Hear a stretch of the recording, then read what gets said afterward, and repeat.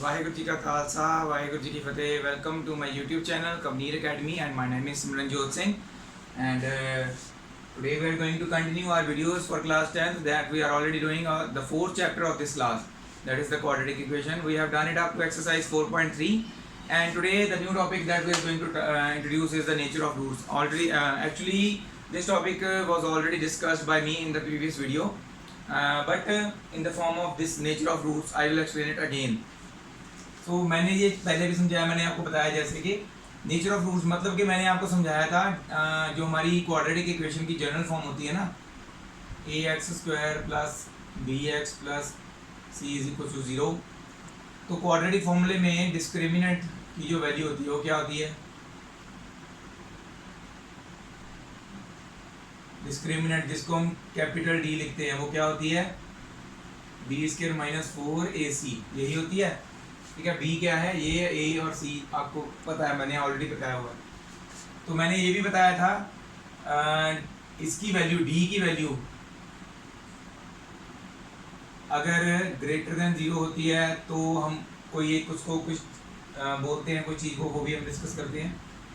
अगर उसकी value equal to 0 होती है तब भी रूट्स जो होते हैं इस क्वेश्चन के उसको हम एक अलग नेम देते हैं, और लेस देन 0 होती है तो भी एक अलग नेम देते हैं. तो क्या देते हैं नेम्स उनको? डी की वैल्यू अगर ग्रेटर देन 0 आती है तो हम क्या कहते हैं? Two distinct real roots. इसका मतलब क्या है? इस इक्वेशन के दो अलग अलग रियल रूट्स पॉसिबल हैं अगर डी की वैल्यू ग्रेटर देन 0 है तो. ठीक है, मतलब कि दो एक्स की दो वैल्यूज पॉसिबल हैं, वो भी अलग अलग, सेम नहीं. इसमें क्या है? अगर डी अगर 0 है तो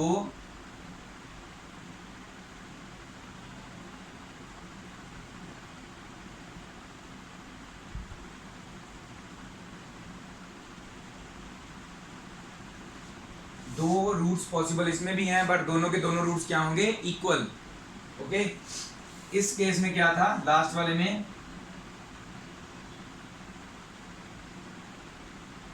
रूट्स आर नॉट रियल था एक तो, या फिर इमेजिनरी मैंने बोला था.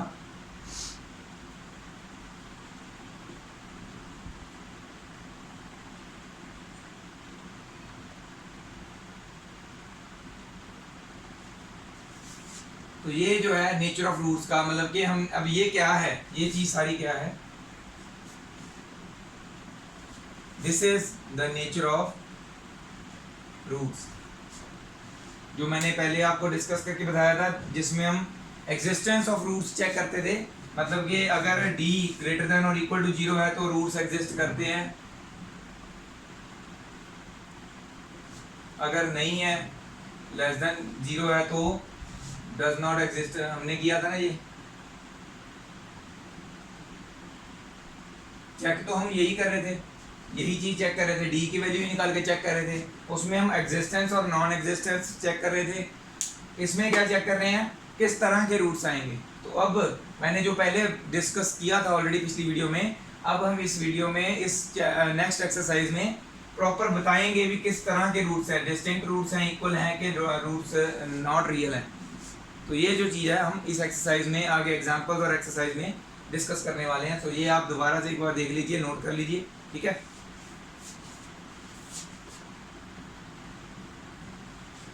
so after discussing about the nature of roots, we have the examples 16 and 17 here. So in the example 16 what we have, find the discriminant of the quadratic equation 2x square minus 4x plus 3 is equals to 0.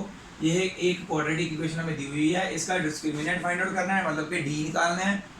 And hence find the nature of roots, जैसे हमने अभी check बताया मैंने nature कैसे find out करते हैं D value निकालने के बाद. तो सबसे पहले इक्वेशन लिखेंगे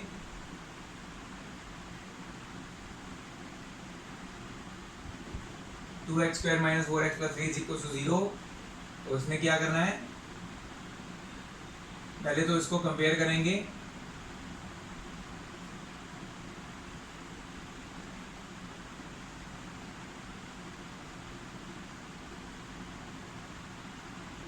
on comparing with A X square plus B X plus C is equal to 0।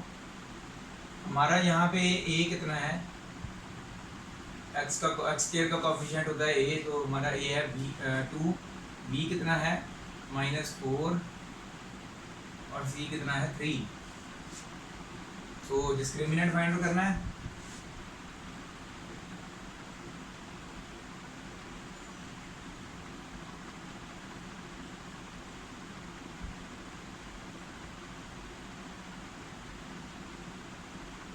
ठीक है, -4 का स्क्वायर, माइनस साइन हट जाएगा उससे, 16 आ जाएगा, -4 to the 8, 8 1 8 16 8 3 are 24,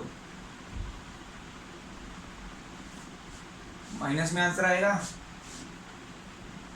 -8। D is equal to कितना आ गया -8। तो डी जो है हमारा कितना है, लेस देन 0 है, 0 से भी कम है ना। तो कौन से रूट्स हैं,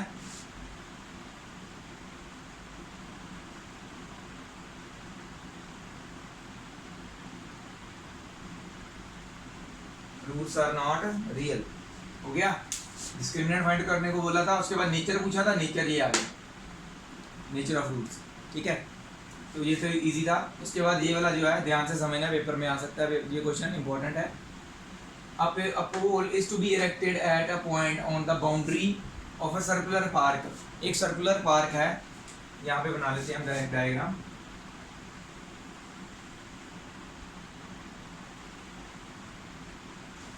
थोड़ा सा अगर डायग्राम सही ना बने तो रिमाइंड मत करना, पेपर में अपनी कॉपी में बना लेना अच्छे से। तो ये सर्कुलर पार्क एक बताया हुआ हमें, उस सर्कुलर पार्क का डायमीटर 13 मीटर्स है। ठीक है, एक पोल जो है उसके एक बाउंड्री पे कहीं पे लगाया, बाउंड्री जो है ये सर्कुलर पार्क की बाउंड्री है, उसकी बाउंड्री पे कहीं पे एक पोल लगाया गया है। सपोज हम यहाँ पे मान लेते हैं,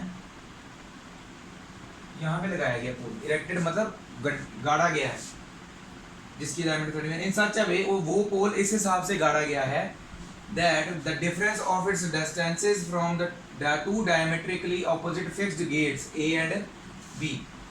diametrically opposite gates का मतलब क्या है, सर्कल का जो डायमीटर है ना, मान लो ये डायमीटर एक बना लेते हैं, इसके डायमीटर के अकॉर्डिंग पूरे ऑपोजिट गेट्स हैं दो, ए और B, diametrically gate opposite gates, opposite है एक दूसरे के, डायमीट्रिकली ऑपोजिट मतलब डायमीटर के जो डायमीटर ऑफ द पार्क है ना, उसके हिसाब से ये बिल्कुल ऑपोजिट गेट्स बनाए हुए हैं। ठीक है, एक इधर बनाया एक उधर बनाया। तो डायमीटर ऑलरेडी हमें दिया हो 13 मीटर, तो ये डायमीट्रिकली ऑपोजिट है, तो that means distance between these two gates will be 13 metre. ये तो क्लियर हो गया। उसके बाद उन्होंने बोला गया है difference between the distances from of the pole from the gates. कहते भी जो गेट्स है ना, एक तो पोल का डिस्टेंस इस गेट से और एक पोल का डिस्टेंस इस गेट से।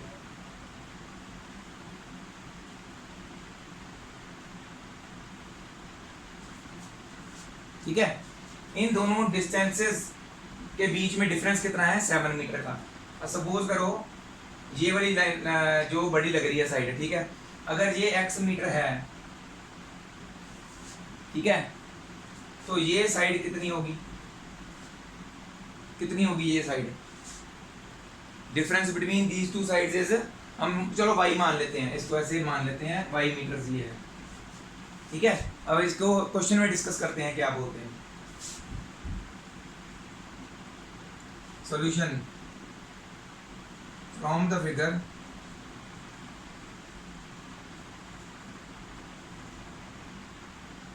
ये हम C मान लेते हैं। ठीक है, अब यहां पे एक रूल लगेगा सेमी सर्कल वाला, ये वाला एंगल 90 डिग्री होता है, क्योंकि ये सेमी सर्कल के बीच में ये एक प्रॉपर्टी है सर्कल्स की, डायमीटर बनाते हैं ना ऐसे, डायमीटर के दोनों एंड से सर्कल के ऊपर बाकी जो हिस्सा बचा है कहीं पे भी एक पॉइंट लगा के ऐसे एक उसको ऐसे जोड़ देते हैं ना। अगर हम यहाँ पे पॉइंट लगा के इसको ऐसे ऐसे जोड़ देते, या यहाँ पे लगा के इसको ऐसे ऐसे जोड़ देते, कहीं पे भी इसको ऐसे बनाएंगे ना एंगल टचिंग द सर्कल, जैसे यहाँ पे टचिंग द सर्कल एक एंगल बना है, तो ये एंगल हमेशा कितना होगा, 90 डिग्री होगा सेमी सर्कल में। सेमी सर्कल के जो डायमेट्रिकली ऑपोजिट एंड्स होते हैं वहां से अगर हम कोई भी एंगल बनाते हैं सर्कल के ऊपर, ठीक है, तो 90 डिग्री होता है। तो हम इसको ऐसे कैसे लिखेंगे, from the figure triangle A B C is, from the figure triangle A B C angle C is equal to 90 degree. ये हम बताएंगे because angle in a semi circle is 90 degree. Semi circle में उसके ends से line join करेंगे किसी भी point पे उस सर्कल पे, तो वो क्या एंगल बनाएगा, 90 डिग्री। तो ये हमने 90 डिग्री क्यों बनाया, क्योंकि हमने आगे इसको यूज करना है, पाइथागोरस थ्योरम लगानी है। अब देखो लेट करते हैं, let B C is equal to X metre and A C is equal to Y metre. हमें गिवन क्या है, क्या गिवन है हमें, गिवन दैट इन दोनों साइड्स का डिफरेंस, बड़ी वाली से छोटी वाली को माइनस करते हैं तो डिफरेंस कितना आता है, 7 मीटर दिया हुआ ना, देखो कहाँ पे गया, हाँ, in such a way that differences of its distances, difference जो डिफरेंस मतलब सब्ट्रैक्ट किसका सब्ट्रैक्ट करना है हमने, distances from two diametrically opposite fixed gates A and B on the boundary is 7 metre. तो उन्होंने बताया इस पॉइंट पे खंभा उसने इस हिसाब से गाड़ा है कि डायमेट्रिकली ऑपोजिट गेट्स जो हैं उनसे उसका डिस्टेंस जो है, दोनों डिस्टेंसेस जो हैं उनमें डिफरेंस 7 मीटर का है, ये हमें बताया गया है। तो y उधर चला जाएगा, यहाँ कह लो हमने x की वैल्यू निकालनी है तो y इधर ले आएंगे, जहाँ इधर ऐसे कर लेंगे इसको, x is equal to 7 plus Y, चलो x की वैल्यू लिख ली हमने, तो x की वैल्यू क्या आ गई, 7 प्लस वाई, y तो y है ही है, ठीक है, x की वैल्यू अब 7 प्लस वाई पुट कर सकते हैं हम। ओके, नाउ क्या करना है, अब in triangle A B C bye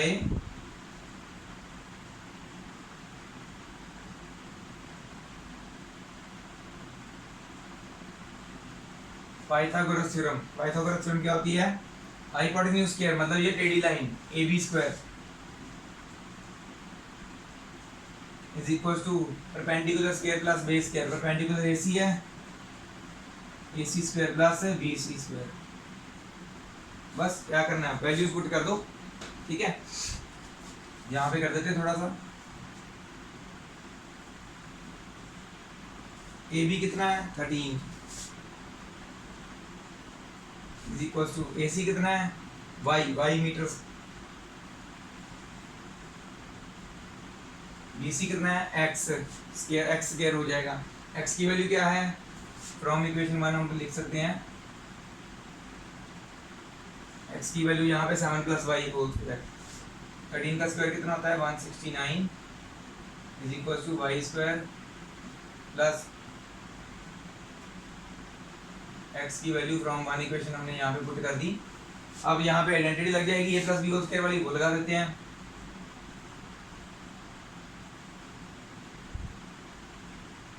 A square plus B square plus 2ab। जैसे मैं एक एक स्टेप बताता हूँ ना लिख के कैसे हो रहा है ये, तो आपने पेपर में भी ऐसे करना है। पेपर में अगर नहीं करोगे आप स्टेप मेंशन, तो क्या करेंगे वो हाउ लिख के नंबर काट लेते हैं, एकदम से ऐसे 2 स्टेप छोड़ के कैसे आ गए आप, एक स्टेप छोड़ के आइडेंटिटी नहीं लगाई सीधा कैसे कर दिया। तो ये चीज़ें जो है नोट करने वाली होती हैं। इसके बाद क्या आएगा, Y square plus Y square बन जाएगा 2y स्क्वायर, 7 स्क्वायर बन जाएगा 49, 7 2 14y, तो 169 दूसरी तरफ आ जाएगा, ठीक है, और एक आपके पास इक्वेशन आ जाएगी, है ना, 169 उधर आगे माइनस हो जाएगा, इस साइड 0 बन जाएगा, तो ये एक क्वाड्रेटिक इक्वेशन बन जाएगी, मतलब 169 और 49 जो आपस में माइनस होंगे, ठीक है। तो ये मैं वैसे लिख देता हूँ, हो जाएगा सॉल्व।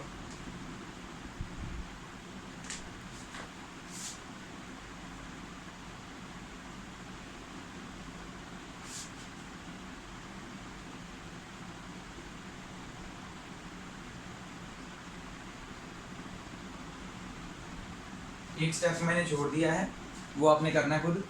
मैंने सीधा इक्वेशन जो आएगी वो क्या आएगी वो लिख दी है। 116 में उतरेगा माइनस होगा, 149 में से 116 गए माइनस का, है ना, तो माइनस 120 आएगा। तो आप इसमें से 2b कॉमन निकाल के और इजी करके सॉल्व कर सकते हो क्वाड्रेटिक फॉर्मूले से, दैट इज योर चॉइस। तो आपके पास जो वैल्यूज आएंगी, पॉजिटिव वाली वैल्यू सिर्फ है वही लेनी है, नेगेटिव वाली वैल्यू निगलेक्ट कर देनी है। y की वैल्यू पॉजिटिव वाली जो आएगी वो यहाँ पे पुट करनी है, मतलब कि एक पोल का डिस्टेंस आ जाएगा। दूसरा और सॉरी एक बार मैं बताना भूल गया, इसमें उन्होंने एक चीज़ और बोली हुई है, क्या है वो, is it possible to do so. अगर ऐसा पूछा जाता है ना तो क्या पूछ रहे हैं वो, क्वाड्रेटिक फॉर्मूले से डिस्क्रिमिनेंट चेक करने को बोल रहे हैं। चेक कैसे करेंगे, पॉसिबिलिटी कैसे चेक करेंगे, डी, इस जो इक्वेशन आ गई है आप पहले डी निकालेंगे, फिर आप बताएंगे कि इसके रूट्स पॉसिबल हैं कि नहीं, ठीक है, डी की वैल्यू से। Yes the roots are possible, वो इसका आंसर होगा, पॉसिबल टू डू सो का। उसके बाद आएगा सॉल्यूशन उसका, ठीक है, y की वैल्यू आएगी, वो अपने पॉजिटिव वाली वैल्यू ले लेनी है, यहाँ पे पुट करेंगे तो x की वैल्यू भी आ जाएगी, ठीक है। ऐसे आपने इसको सॉल्व करना है, ये नोट कर लीजिए। नेक्स्ट एग्जांपल 18, ये हमारी लास्ट एग्जांपल है, इसके बाद होगी हमारी एक्सरसाइज शुरू, एक्सरसाइज 4.4। तो इसमें भी सिंपल वही क्वेश्चन है, बस इसमें क्या है कि उन्होंने कहा है कि जैसे हमने पहले किया था ना, इसके पहले डिस्क्रिमिनेंट फाइंड आउट करो, फिर इसके नेचर ऑफ रूट्स बताओ। तो हमारे पहले वाले एक क्वेश्चन में क्या आया था, नेगेटिव आया था ना आंसर, तो उसमें रूट्स जो थे वो रियल नहीं थे, है ना, एग्जांपल हमने की थी। इसमें भी रूट्स चेक करने हैं, बताना है किस टाइप के रूट्स हैं, नेचर ऑफ रूट्स पूछा हुआ ना। और उसके बाद बोला उन्होंने find them if they are real. Real कब होते हैं, जब ग्रेटर देन और इक्वल टू 0 हो डी की वैल्यू, तब, ठीक है। तो ईजी है, वैसे मैं बता देता हूँ कैसे करना है। इसको हम कंपेयर करेंगे, जब सीधा मैं वैल्यू बताता हूँ कैसे निकली है। आपको ए बी और सी तो पता है ना कंपेयर कैसे करने हैं। ये हमारा ए होगा, -2 जो होगा वो हमारा बी होगा, और ये 1/3 जो है ये पूरा सी होगा, ठीक है। ये कंपैरिजन आपने खुद कर लेना है। सो टाइम वेस्ट ना करते हुए मैं ये सॉल्व करता हूँ। b² - 4ac हमारा होता है डिस्क्रिमिनेंट का फॉर्मूला। b कितना है, -2, -2 को स्क्वायर कर लेते हैं, 4 × a कितना है 3, और c कितना है 1/3। ये 3 के साथ 3 कैंसिल हो गया, 4 बच गया यहाँ पे। 2 का स्क्वायर भी 4 होता है, तो 4 - 4 कितना हुआ 0। तो d की वैल्यू इसलिए 0 आई। So roots are real and equal. Roots real तो हैं बट वो क्या है, इक्वल रूट्स हैं। तो क्या होती है x की value, real roots, equal roots के लिए -b/2a -b/2a दोनों सेम आते हैं हमारे पास वैल्यूज। तो क्या करेंगे, जस्ट x की वैल्यू निकालने के लिए वैल्यू पुट करेंगे, माइनस साइन फॉर्मूले का, और b की वैल्यू भी -2 में है, (2) × a कितना है, a हमारा है 3। तो क्या बन जाएगा ये 2/6, 1/3 वैल्यू आ जाती है, ठीक है। ऐसे ही तो क्या लिखेंगे हम, x = 1/3, 1/3, दो वैल्यूज होंगी ना सेम, आंसर। तो बहुत इजी क्वेश्चन है वैसे। चाहे तो आप, अगर आपको ऐसे दिक्कत आ रही है देखने समझने में, तो आप क्या करें, पहले इसको एलसीएम लेके प्रॉपर सही कर लें, जैसे हम नॉर्मल इक्वेशन को सही करते हैं, उसके बाद इसका डी निकाल के सॉल्व कर लें, आंसर तो यही आएगा, ठीक है। ये आप नोट कर लीजिए। इसके बाद हम करेंगे एक्सरसाइज 4.4 स्टार्ट।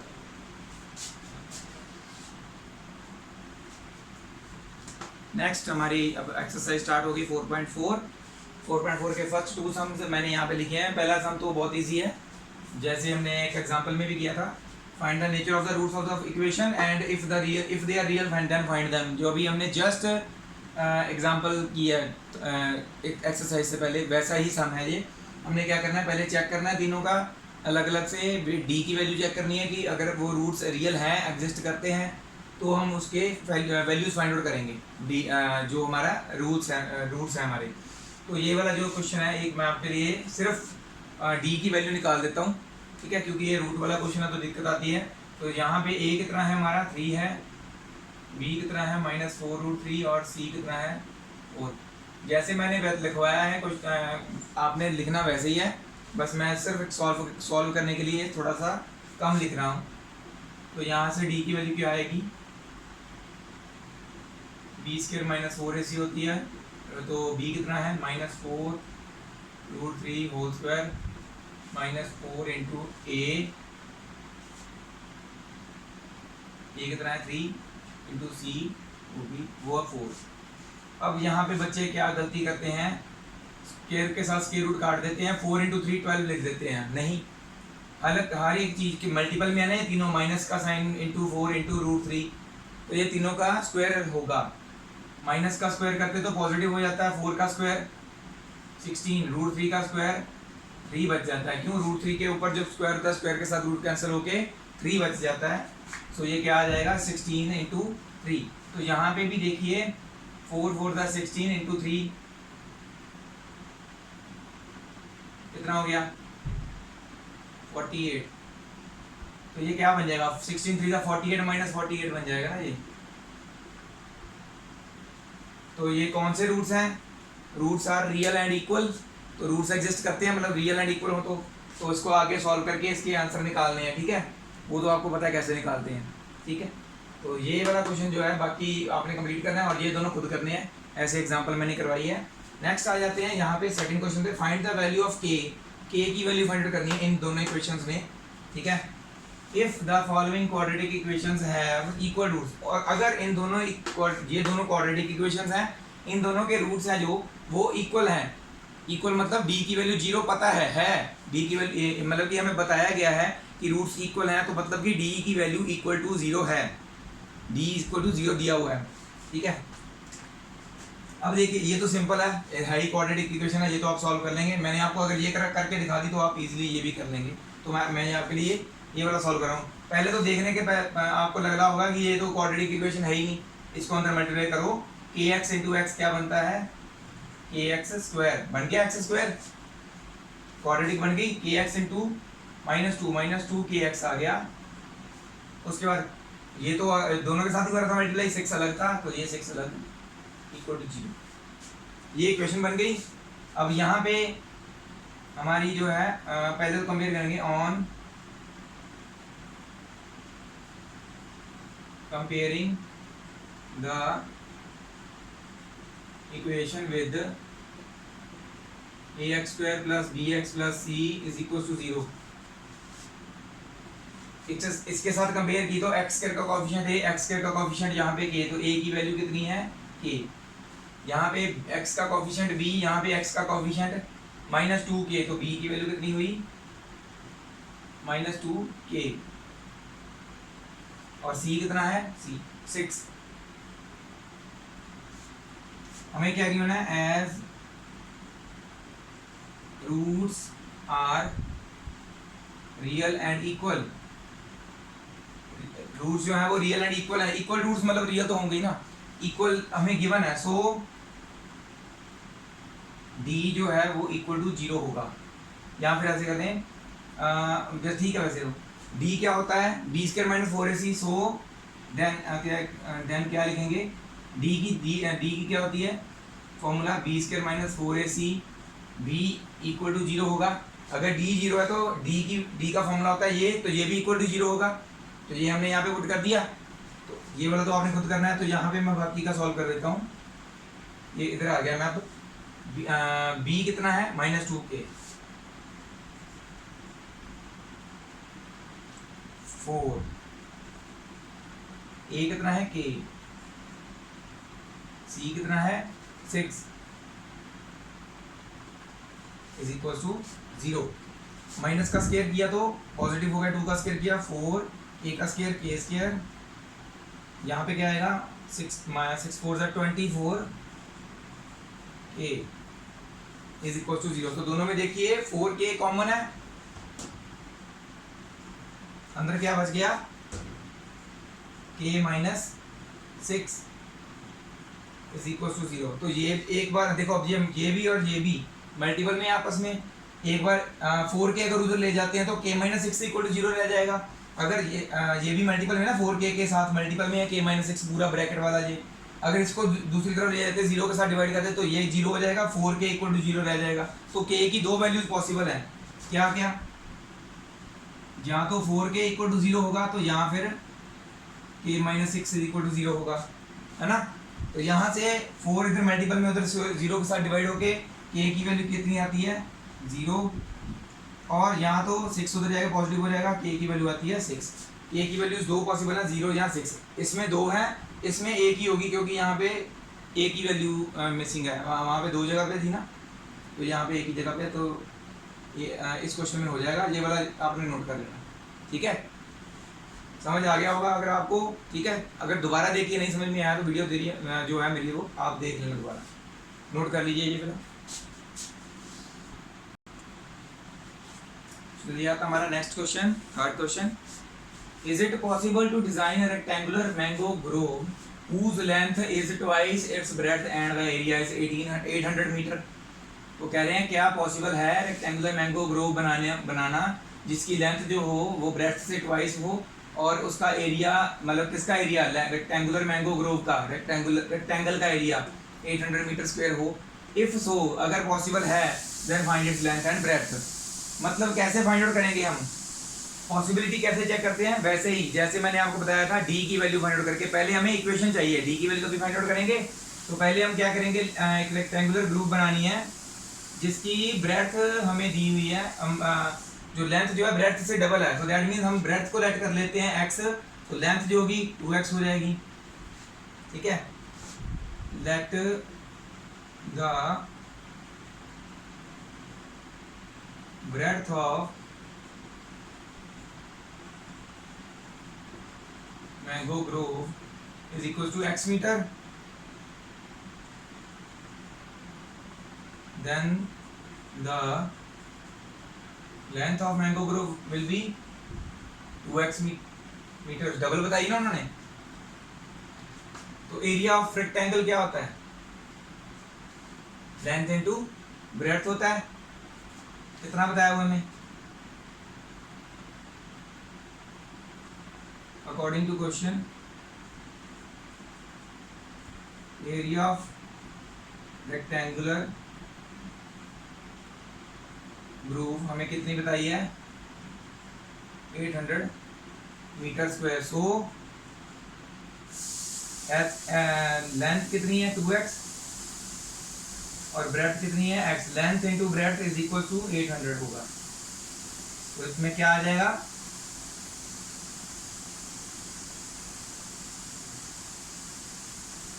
वैसे तो x की वैल्यू यहाँ से निकल सकती है, बट हमने यहाँ से नहीं निकालनी। क्या करना है, हमने पहले चेक करना है, मैंने बोला ना इफ पॉसिबल, तो कैसे करेंगे चेक,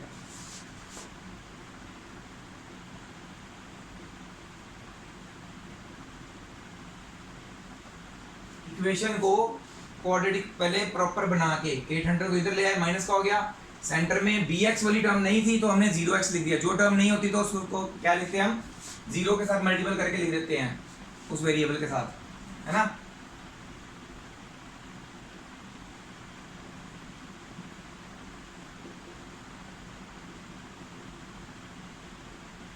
अब इक्वेशन को कंपेयर करेंगे ax square plus bx plus c is equal to 0 के साथ। तो यहाँ पे a कितना है 2, b कितना है 0, c कितना है -800। तो d निकालेंगे, d is equal to b square minus 4ac, b कितना है 0 का स्क्वायर कर देंगे ना, -4 इंटू a कितना है 2 और c कितना है -800। 0 स्क्वायर 0 होता है, माइनस और यहाँ पे माइनस, माइनस माइनस पॉजिटिव हो जाएगा, 4 2 जार 8, 8 8 जार 64। d की वैल्यू पॉजिटिव आई, है ना, d is greater than 0, so roots are real and distinct. ये पॉसिबिलिटी चेक हो गई कि ऐसा पॉसिबल है, ऐसा रेक्टेंगुलर ग्रुप बनाना पॉसिबल है। तो क्या आएगा, so it is possible to design the rectangular group. उसके बाद में उसको क्या करेंगे, हम x की वैल्यू निकालेंगे, -b plus minus root D upon 2a के साथ। कुछ बच्चों ने मुझे अपना काम भेजा, उसमें क्या कर रहे हैं, रूट डी जो है उसके नीचे सिर्फ 2a लिख रहे हैं, बाकी के नीचे नहीं लिख रहे, वो गलत है। ये पूरे के नीचे 2a है, ठीक है। यहाँ अब क्या करना है, आपने लिखना है it is possible to design the rectangular group, उसके बाद b की वैल्यू, d की वैल्यू और 2a की वैल्यू पुट करके x की दो वैल्यूज निकाल लेनी है। जो वाली पॉजिटिव होगी वो वाली होगी आपकी वैल्यू एक तरह से, ठीक है, वो होगी आपकी x की वैल्यू पॉजिटिव वाली, ठीक है। तो पॉजिटिव वाली वैल्यू जो होगी वो x की वैल्यू होगी, मतलब कि ब्रेड्थ होगी, उसका डबल लेंथ कर देना बस, ठीक है। ये वाला फिर आपने आगे खुद सॉल्व करना है। रह गए सिर्फ 2 क्वेश्चंस और इसके साथ ही हमारी एक्सरसाइज भी खत्म हो जाएगी और हमारा चैप्टर भी खत्म हो जाएगा। तो ये हैं आपके आखिरी 2 क्वेश्चंस इस एक्सरसाइज के। तो मैंने आपको बताया था इसके बाद ये चैप्टर खत्म हो जाता है। एनसीईआरटी बुक में बस इतना ही है। आप वैसे प्रैक्टिस के लिए देखिए तो कोई और बुक उठाते हैं, उसमें बहुत सारे क्वेश्चंस हैं, बट मैं जो है आपको सॉल्व करवा रहा हूँ एनसीईआरटी बुक ऑनली, ठीक है। क्योंकि एनसीईआरटी जो है वो पीएससीबी और सीबीएसई दोनों बोर्ड्स में सेम है, तो एटलीस्ट वो हम अगर सॉल्व करवा देते हैं, बेसिक्स क्लियर हो जाते हैं बच्चों के, थोड़ा सा सम्स पता चल जाते हैं, फॉर्मूले कैसे लगते हैं, तो आगे सम्स सॉल्व करना थोड़ा सा ईजी हो जाता है उनके लिए, ठीक है। कोशिश करेंगे जब ये मेरी एनसीईआरटी बुक कंप्लीट हो जाए तो मैं आपके लिए कुछ एक्स्ट्रा टॉपिक के रिलेटेड कुछ एक्स्ट्रा क्वेश्चंस भी आपको करवाऊँ, या फिर हो सकता है चैप्टर खत्म होने के बाद कुछ एक्स्ट्रा क्वेश्चंस मैं किसी और बुक से इंपॉर्टेंट क्वेश्चन जो पेपर में आते हैं वो आपको करवाऊँ, कुछ डिफरेंट क्वेश्चन से चैप्टर के रिलेटेड ही, टॉपिक के रिलेटेड ही, ठीक है। तो अब क्या आएगा, सब तो ये देखिए दोनों क्वेश्चंस में हमने चेक करना है possibility, is it possible to design rectangular park, और यहाँ पे भी है is the following situation possible. Possible कैसे चेक करेंगे, डिटर्मिनेंट निकाल के, ठीक है। तो दैट मीन्स हमें डिटर्मिनेंट तो निकालना ही पड़ेगा, क्वाड्रेटिक फॉर्मूला लगाना ही है, ठीक है। तो क्या करेंगे, कैसे करेंगे इसको, sum of the ages of 2 friends, उन्होंने बताया है उन दोनों की एजेस का सम कितना है 20 ईयर्स। तो पहले तो हम फ्रेंड्स की जो एजेस है वो लेट कर लें, let the age of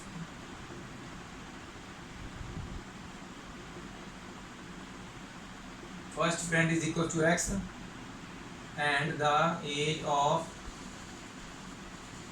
second friend is equal to y years, years लिख लोगे आगे YRS, ठीक है। दोनों की एजेस हमने लेट कर ली, अकॉर्डिंग टू क्वेश्चन पे आ जाते हैं। अब दोनों की एजेस का सम कितना है 20, तो यहाँ से y की वैल्यू निकाल लो,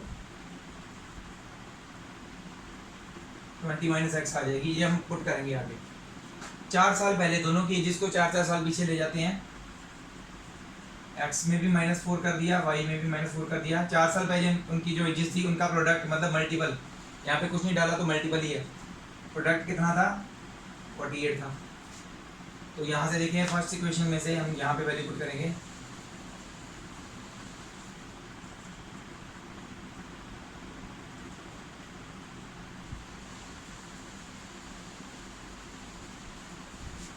ट्वेंटी माइनस 4 16 माइनस एक्स बन जाएगा ये।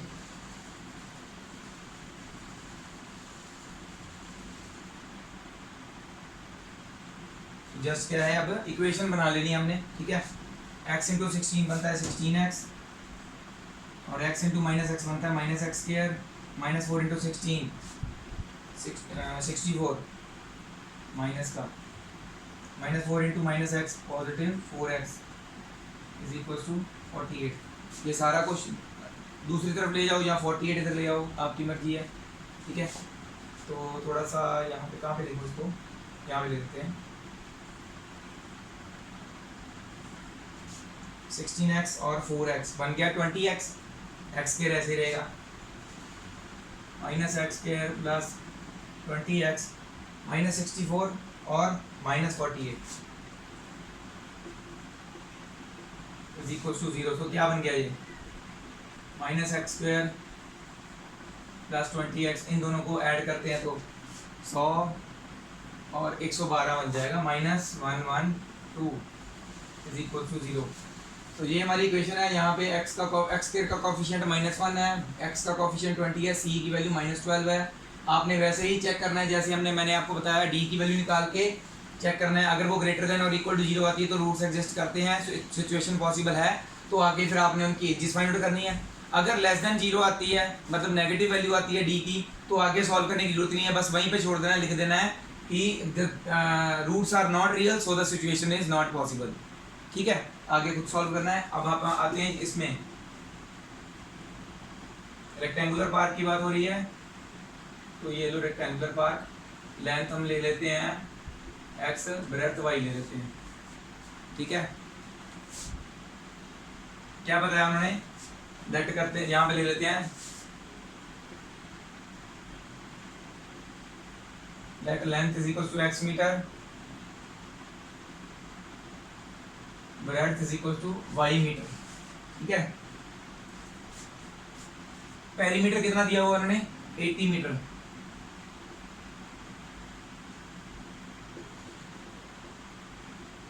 पेरीमीटर का फॉर्मूला क्या होता है, 2 into length plus breadth is equal to 80 metre हुआ ना। लेंथ क्या हमारी x, ब्रेड्थ y, तो यहाँ पर कर देंगे 2 into X plus Y is equal to 80। 2 इधर मल्टीपल में तो डिवाइड में आ जाएगा, तो x प्लस वाई कितना आ गया, इक्वल टू 40। y की वैल्यू यहाँ से 40 माइनस एक्स आ जाएगी।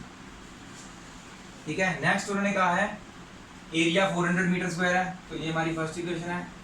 Also area of rectangular park कितना बताया है, 400 मीटर स्क्वायर। एरिया क्या होता है, length multiply by breadth, x multiply by y is equal to 400। y की वैल्यू क्या है, 40 माइनस एक्स, तो यहाँ पुट कर देंगे from 1x into 40 minus X is equal to 400। ठीक है, x को अंदर मल्टीप्लाई कर देंगे,